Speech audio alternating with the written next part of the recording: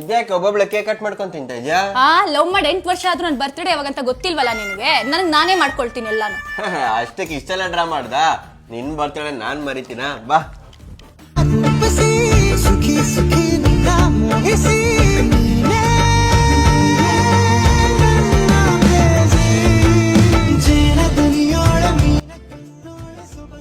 ತುಂಬಾನೇ ಖುಷಿ ಆಯ್ತು. Thank you so much. Affordable price ಅಲ್ಲಿ ಇಷ್ಟು ಚೆನ್ನಾಗಿ ಪ್ರಿಟಿಯಾಗಿ ಡೆಕೋರ್ ಮಾಡಿದೀರಾ ಅಂಡ್ ನನ್ನ ವೈಫ್ಗೆ ತುಂಬಾನೇ ಇಷ್ಟ ಆಗಿದೆ. ಏನ್ ಹೇಳ್ತೀಯಾ? ನಂಗೆ ಖುಷಿ ಆಗ್ತಿದೆ.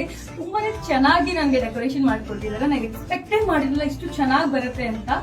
Thank you so much. ನೀವು ಕೂಡ ನಿಮ್ಮ ಲವ್ಡ್ ಒನ್ಸ್ಗೆ ಇದೇ ತರ ಸರ್ಪ್ರೈಸ್ ಮಾಡ್ಬೇಕಂದ್ರೆ ಬಿಂಗ್ಸ್ ಟೌನ್ ನ ವಿಸಿಟ್ ಮಾಡಿ.